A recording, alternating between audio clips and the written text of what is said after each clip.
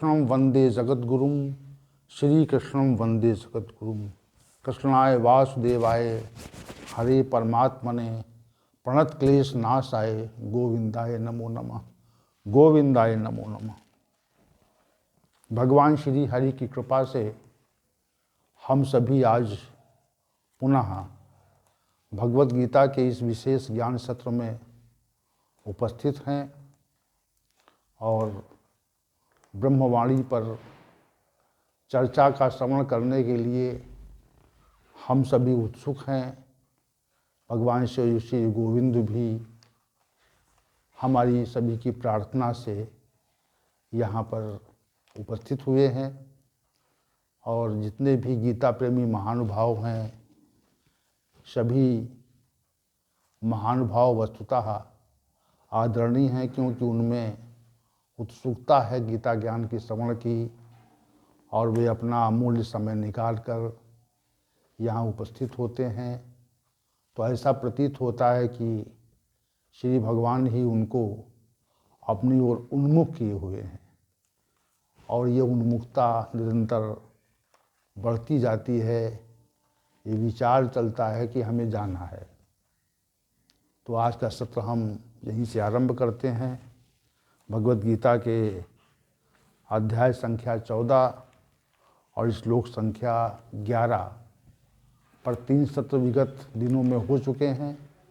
आज का ये जो चौथा सत्र है ये भी श्लोक संख्या 11 पर ही हम केंद्रित करेंगे और आशा है कि आज के सत्र को हम 11वें श्लोक की व्याख्या के साथ समाप्त करने का प्रयास करेंगे और फिर जैसी भगवान श्री गोविंद की इच्छा। तो आइए हम प्रवेश करते हैं अपने विषय की ओर। सर्वद्वारेषु देहे अस्मिन् प्रकाश उपजायते ज्ञानम यदा तदा विद्याद् विवृद्धम सत्वम इति उत। श्री भगवान ने कहा, जिस काल में इस शरीर के सब द्वारों में प्रकाश और ज्ञान प्रकट हो जाता है, उस काल में ऐसा समझना चाहिए सत्वगुण बढ़ा हुआ है। तो सब द्वारों की चर्चा तो हो गई थी, लेकिन हम कैसे जान सकते हैं बाह्य रूप से कि सत्वगुण बढ़ा हुआ है? इसको जानने का मतलब उपाय क्या है? इसको जानने से हम किसी व्यक्ति को देखें तो ये कैसे जानेंगे कि इस व्यक्ति में सत्वगुण बढ़ा हुआ है और ये व्यक्ति सत्वगुणी है?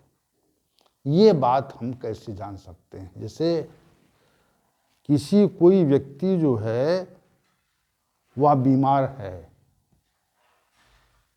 कोई व्यक्ति किसी विशेष रोग से ग्रसित है, तो विशेष रोग से ग्रसित होने के उपरांत उस रोग के जो लक्षण हैं, उस रोग के लक्षण जो हैं उस व्यक्ति में प्रतीत होने लगते हैं। इतनी सी बात है, उस रोग के लक्षण उस व्यक्ति में प्रतीत होते हैं, दिखाई पड़ते हैं।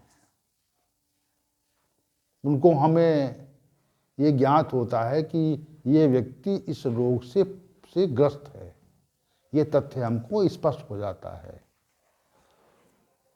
तो रोगी जो व्यक्ति है उसकी शरीर की अवस्था देख करके, स्थिति देख करके, उसके मुखमंडल पर जो अनेक प्रकार की वेदना प्रकट हो रही है उसको देख करके हम ये जान जाते हैं कि अमुक व्यक्ति रोगी है, अनेक रोगों से ग्रस्त है।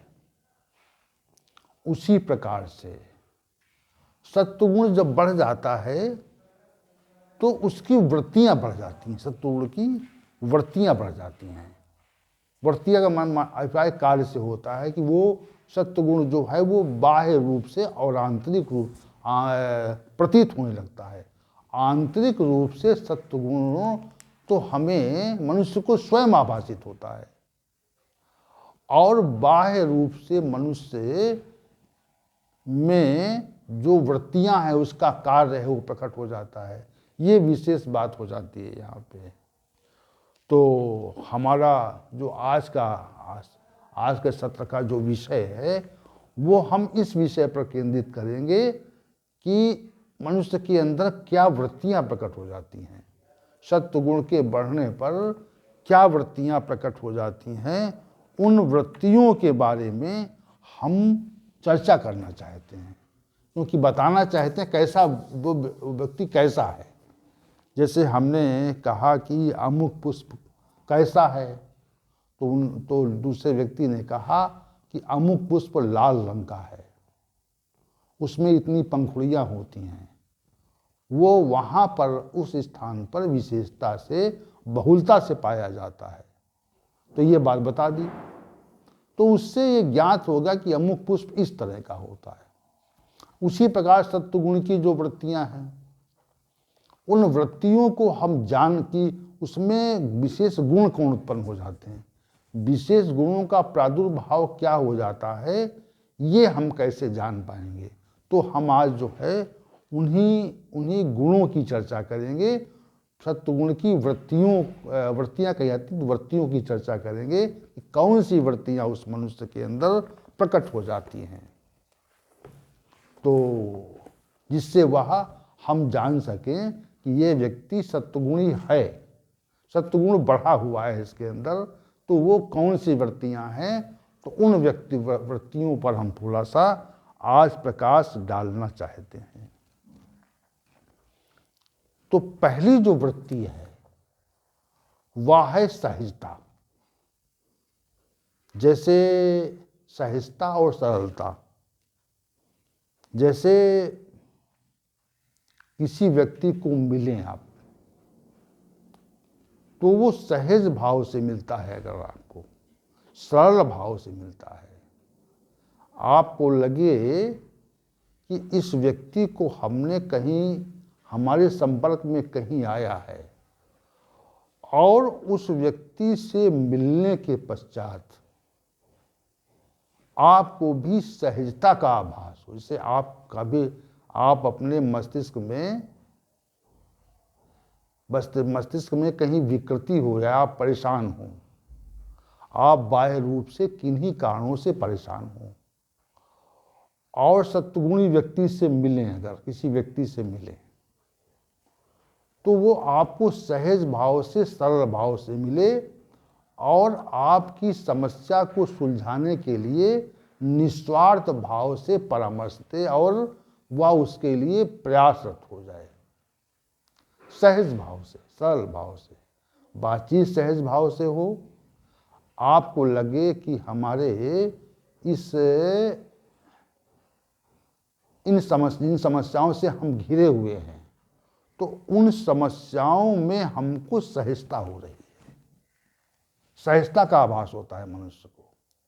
तो सहजता का भाव जब भी प्रकट हो जाए तो ये समझना चाहिए कि मनुष्य जो है वो सत्वगुणी है, सत्वगुण बढ़ा हुआ उसके अंदर, सहज बोलेगा, सहज बातचीत करेगा, सरलता से मिलेगा, उसकी जो प्रस्तुति होगी एकदम स्पष्ट होगी, ये सब गुण उसके अंदर रहते हैं।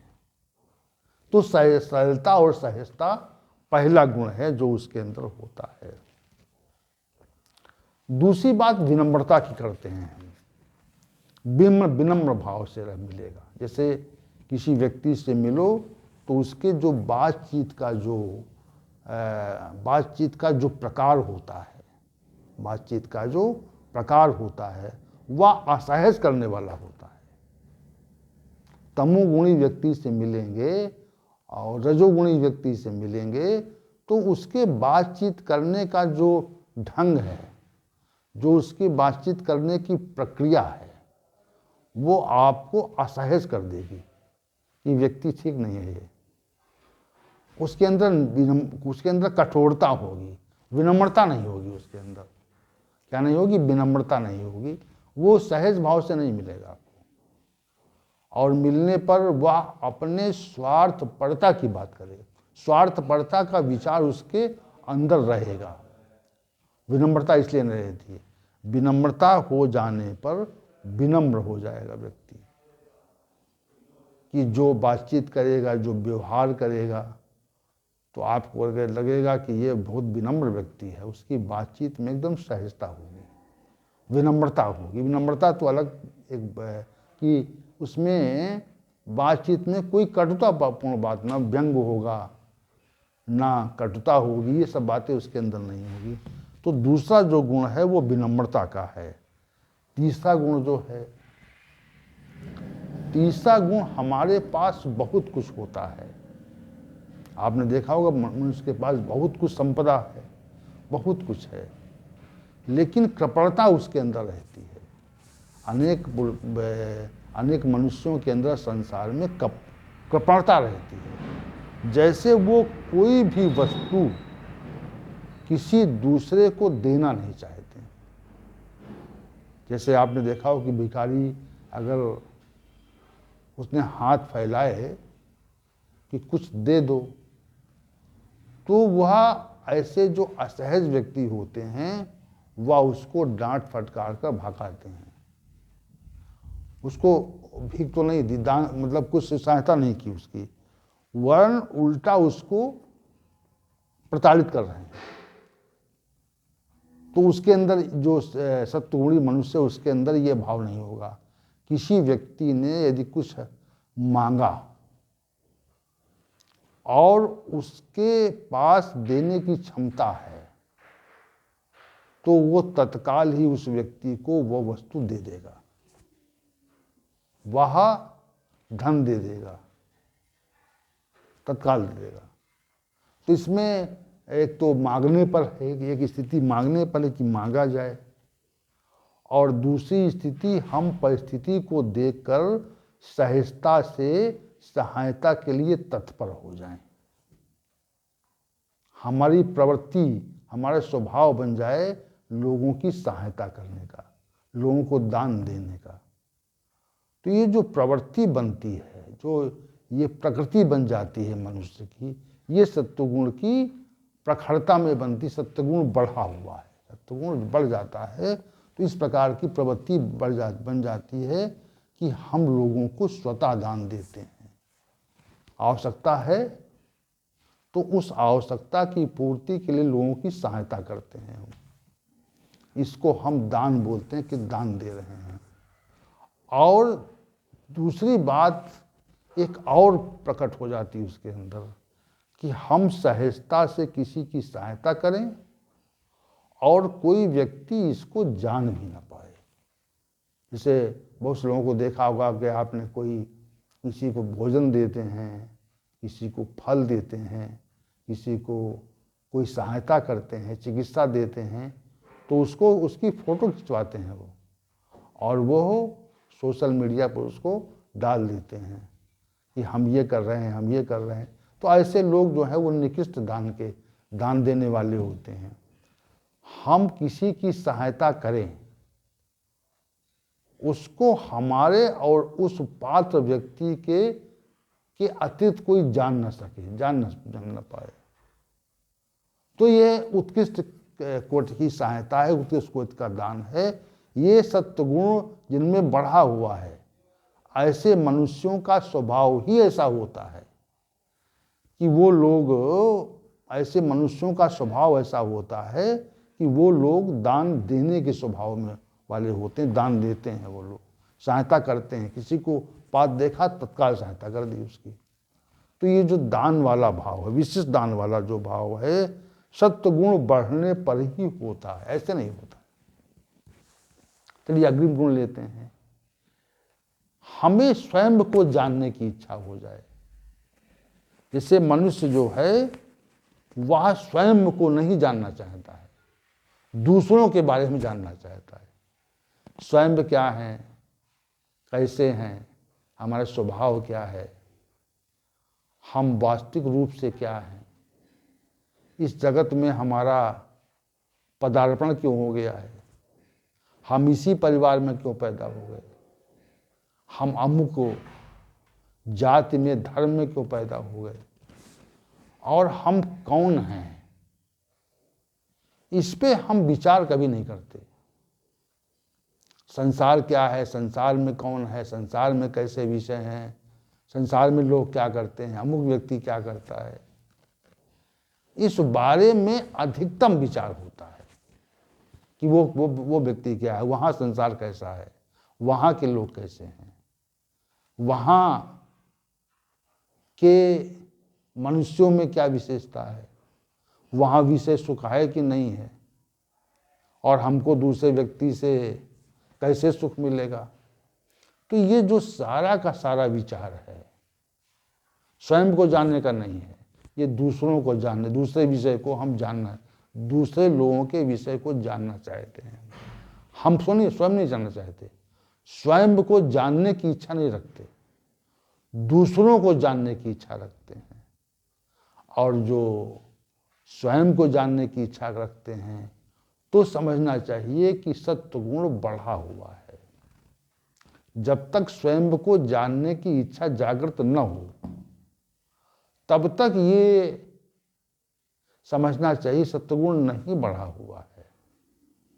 सत्वगुण जब बढ़ जाएगा तो मनुष्य में स्वयं को जानने की इच्छा बढ़ जाएगी कि हम क्या हैं, कहाँ हैं, कैसे आए हैं, हमें कहाँ जाना है, क्या जीवन का उद्देश्य क्या है, और उसका चिंतन और उसकी प्राप्ति का प्रयास, दोनों बातें होती हैं। तो आत्मचिंतन में रहता है मनुष्य, तो समझना चाहिए सत्वगुण बढ़ा हुआ है। अग्रिम लीजिए, हम लगभग संसार में बहुत से मनुष्य ऐसे कर्म करते हैं जो हमको नहीं किए जाने चाहिए। जैसे किसी की संपत्ति छीनने का प्रयास और संपत्ति छीनने के प्रयास को उचित मानना, ऐसे कार्य में लज्जा का न होना, या अन्य जो ऐसे कार्य हैं जो हमें नहीं, मनुष्य को नहीं किए जाने चाहिए और उसमें कोई संकोच न हो। जैसे मदिरापान करना है, मांस खाना है, व्यभिचार करना है, तो ये जो कार्य हैं वो मनुष्य छिप के करता है और बहुत उछंखल होने पर वह कभी कभी वो सबके सामने समाज में करने लगता है, लोगों को धमकाना, मारना। तो ये जो सत्वगुणी मनुष्य है ऐसे कार्यों के प्रति लज्जित रहेगा, वो करेगा नहीं। वो कभी भी वो मदिरापान नहीं करेगा कि लोग जाने, लज्जा उसको अनुभव होगी। मांस को नहीं खाना चाहे, लज्जा का अनुभव होगा उसके अंदर। तो जो लज्जा वाला भाव है ये सत्वगुण के बढ़ने पर ही होता है। मनुष्य के अंदर ये विशेषता प्रकट हो जाती है कि हमको ऐसा कुछ कार्य नहीं करना है जिससे समाज में हमारी बदनामी हो जाए, लोग हमको अच्छा न कहें कि व्यक्ति असामाजिक है, वो व्यक्ति इतना गलत कार्य करता है, उसको असामाजिक मान लेते हैं हम लोग। तो इस ऐसे कार्यों के प्रति लज्जा होनी चाहिए, मनुष्य के अंदर लज्जाशीलता होनी चाहिए। अगर लज्जा है तो ये माना जाना चाहिए कि हम सत्वगुणी हैं, सत्वगुण की प्रबलता हमारे अंदर है। अग्रिम गुण लीजिए, देखिए सत्वगुण बढ़ा हुआ है तो उसकी वृत्तियों की चर्चा हो रही है कि क्या वृत्तियां प्रकट हो जाती हैं मनुष्य के अंदर, इस पे चर्चा हो रही है। भगवान के प्रति श्रद्धा उत्पन्न हो जाना कि किसी की सत्ता यहाँ पर है, बिना सत्ता के ये जगत नहीं है और किसी की सत्ता के अधीन ही हम कार्य कर रहे हैं। हम सभी किसी की सत्ता के अधीन कार्य कर रहे हैं। उसके प्रति श्रद्धा का होना कि हम जिसके अधीन है, जिस भगवान के, जिस परमात्मा के अधीन हमारा जन्म हुआ है, यहाँ हमारी स्थिति है और जिसको मृत्यु के पश्चात जाना है, ऐसे सत्ता के प्रति श्रद्धा का आदर, श्रद्धा और आदर का भाव, श्रद्धा और आदर का भाव कि हमें जाना है वहाँ, हमारा कोई विकल्प नहीं है, हमें अंततः वहीं जाना है, इसलिए उसके प्रति हमारा प्रेम, अनुराग, सम्मान, पूजा, उसकी आराधना, उसके नाम का स्मरण, ये सब जो सात्विक भाव हैं, ये सात्विक पुरुषों में स्वतः प्रकट हो जाते हैं। और वह जो आस्तिक श्रद्धा है कि सत्ता है किसी की, ये आस्तिक भाव जो है सत्वगुण के बढ़ने पर प्रकट होता है। इसी को लोग श्रद्धा कह देते हैं।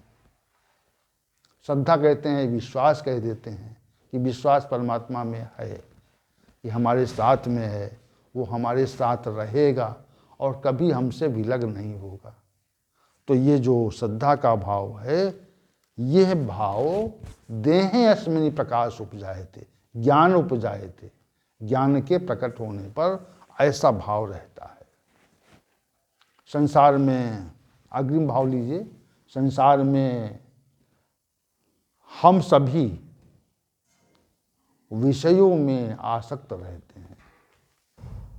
शब्द, रूप, रस, स्पर्श, गंध में हमारा आकर्षण रहता है, वह जाता नहीं है। संसार में, संसार की ओर हम आकर्षित रहते हैं, वह आकर्षण जाता नहीं है। और इसी विषयों में घूम घूम कर हमारी मृत्यु हो जाती है। हम संसार में ही रहते हैं, संसार के विषयों का अनुपान करते हैं, विषयी बन जाते हैं। और जब इन विषयों से अनिच्छा प्रकट हो जाए कि इच्छा नहीं है, भगवान हमें विषयों से बचाए, और उसके प्रति अनिच्छा का भाव, जैसे भोजन अधिक कर लिया गया हो और वमन हो जाए, उल्टी हो जाए, तो उसमें फिर अन्य भोजन की इच्छा का भाव हो जाता है। उस स्थिति में अन्य भोजन की इच्छा का अभाव हो जाता है। जैसे अन्य रोग हों तो उनमें भोजन के प्रति अनिच्छा का भाव होता है कि नहीं, अच्छा नहीं लग रहा है। तो ये भाव जब विषयों के प्रति अनिच्छा उत्पन्न हो जाए तो ये समझना चाहिए, विषयी पुरुषों से संग का अभाव हो जाए, विषयों के बारे में चर्चा का अभाव हो जाए, तो ये समझना चाहिए कि सर्वद्वारेष देहिन्यस्मिन् उपजायते, प्रकाश और ज्ञान पैदा हो गया है, सत्वगुण बढ़ा हुआ है। आगे मनुष्य में जो त्याग की भावना है, ये हमारा कुछ नहीं है, सब कुछ इस परमात्मा का है, जिसने हमको थोड़ा सा कुछ दे दिया है, लेकिन वो है परमात्मा का ही। त्याग का भाव कि हमारे साथ नहीं जाएगा, यहीं रहेगा, और ये भावना कि ये चला जाए तो कोई समस्या नहीं है, रहे तो कोई समस्या नहीं है, संयोग रहे तो ठीक, वियोग रहे तो ठीक, ये त्याग की पराकाष्ठा है। उसमें किंचित मात्र विचलन न हो, किंचित मात्र विचलन न हो, और हम त्याग की भावना से कार्य करें कि ठीक है, जो कुछ है उसका उपयोग जगत की सब लोग करें, जगत की सत्ता उसका, जगत के प्राणी मात्र उसका उपयोग करें। ये भाव जब प्रकट हो जाता है तो इसको त्याग कहते हैं, कि त्याग दिया, चलो ठीक है, सब कुछ ठीक है, सब हमारी वस्तुओं का उपभोग सभी करें, हमारे पास जो धन है, संपदा है और जो स्थितियाँ हैं उनका उपभोग सभी लोग करें, उसमें कोई समस्या नहीं है। तो जब ये भाव प्रबल हो जाता है त्याग का, तो ये समझना चाहिए सत्वगुण बढ़ा हुआ है। सत्वगुण देहेस्मिन् प्रकाश उपजायते, विद्यात् विवृद्धम सत्वम इति उत। चलिए आगे बढ़े।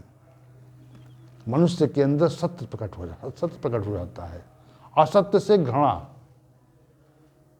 कोई ऐसे वचन मनुष्य नहीं कहता है जिनमें असत्यता का आभास होता है। जो है, जो जाना है, जो समझ में है, जो ज्ञान इंद्रियों और मन बुद्धि के विचार में सही विनिश्चय होता है, उसी का नाम सत्य है। वास्तविकता को जान लेना, कि वास्तविकता क्या है, यथार्थ क्या, तथ्य क्या है। यथार्थ तथ्य को जानना और उसका अनुपालन करना, यथार्थता को जानना उसका अनुपालन का सत्य कहलाता है। सत्य तो यथार्थता को जानना ही कठिन है, और यथार्थ तथ्य हम जान जाएं और उसका पालन करें तो सत्य का जो अनुसरण है वह सत्य गुण बढ़ने पर ही होता है। जगत की सत्ता के प्रति जो स्नेह होता है वह सत्य गुण के बढ़ने पर, ऐसे नहीं होता। तो श्री भगवान ने जो ये कहा कि उस समय समझना चाहिए सत्य गुण बढ़ा हुआ है। तो ये वृत्तियों की चर्चा हो रही है। इसके अलावा संयमित जीवन, संयमित जीवन जो होता है वह भी सम को, वह भी ये प्रकट करता है कि सत्य गुण बढ़ा हुआ है। संयमित जीवन, संयमित जीवन, असंयमित नहीं, असंयमन नहीं। संयमित जीवन जब मनुष्य में बढ़ हो जाता है तो समझना चाहिए कि समय से उठना, समय से बैठना, समय से पूजा करना, समय से सोना, समय से जागना, लोगों से उचित व्यवहार करना, ये जो संयम है, जो समन है, इंद्रियों का विषयों से हटा देना, मन बुद्धि का विषयों से हटा देना, ये जो संयमित चीज है, ये संयमन जो होता है, संयमित जीवन होता है, सत्य गुण के बढ़ने पर ही होता है, वैसे नहीं होता। अब आइए विवेक शक्ति का उदय। प्रकाश और ज्ञान जो बताया है वो विशेष तो विवेक से ही संबंध रखता है। विवेक से ही संबंध रखता है कि विवेक ऐसा हो जाता है कि सत्य क्या है, असत्य क्या है, कर्तव्य क्या है, अकर्तव्य क्या है, धर्म क्या है, अधर्म क्या है, क्या करना चाहिए, क्या नहीं करना चाहिए, क्या कर्म क्या है, विकर्म क्या है, या कर्म क्या है, इन सारे विषयों का ज्ञान और उसका अनुपालन ही विवेक कहलाता है। कि हमको क्या करना चाहिए, क्या नहीं करना चाहिए, क्या छोड़ना चाहिए, क्या त्याज्य है, क्या त्याज्य नहीं है। ये जो विवेक है, ये जो समझ है, जो उसी का नाम विवेक कहते हैं। इसको विवेक है। तो विवेकशीलता का जो प्रादुर्भाव होता है वो सत्वगुण के बढ़ने पर होता है, ऐसे नहीं होता। तो ये कुछ विशेष तप है, सत्य है, दया है, स्मृति रहती है, अच्छी चीज़ों से संतोष हो जाता है। ये तमाम प्रकार के जो गुण हैं, जैसे आत्मरति है, लज्जा है, श्रद्धा है, विश्वमन इच्छा है, विनम्रता है, सरलता है, संतोष है, त्याग है, स्मृति है, दया है, सत्य है, संयमन है, तितिक्षा है, विवेक है, तप है, ये सब गुण जितने हैं सत्वगुण से गुण बढ़ जाते हैं। सत्वगुण जब बढ़ जाता है तो उसके अंदर, मनुष्य के अंदर विवेक बढ़ जाता है। विशेष प्रकार के गुणों का प्रादुर्भाव होता है। ये लगता है कि ये व्यक्ति संसार से पृथक है, संसार में संसार के हित के लिए इसकी उत्पत्ति हुई है, ऐसा प्रकट होने लगता है। तो समझना चाहिए श्री भगवान के गुण के कथनानुसार ज्ञान और प्रकाश बढ़ा हुआ है, समस्त इंद्रियों में द्वारों में ज्ञान प्रकाश बढ़ा हुआ है और ऐसे विशिष्ट गुणों का प्रादुर्भाव हुआ है। तो ये जान लेना चाहिए सत्वगुण बढ़ा हुआ है। तो आज का जो सत्र है श्लोक संख्या 19-11 की चर्चा के साथ समाप्त करते हैं हम, क्योंकि समय समाप्त हो चुका है। और कल हम रजोगुण की प्रवृत्तियाँ क्या हैं, रजोगुण की प्रवृत्ति बढ़ने से क्या स्थिति उत्पन्न हो जाती है, इस विषय श्री भगवान ने श्लोक संख्या 12 में उसका वर्णन किया है। कल की चर्चा का केंद्रीय विषय वही रहेगा। तो आज की चर्चा को विराम और कल की चर्चा का विशेष आमंत्रण। ओम सहनावतु सहनौ भुनक्तु सह वीर्यं कर्वावहै तेजस्विनावधीतमस्तु मा विद्विषावहै। ओम शांति ही शांति ही शांति ही।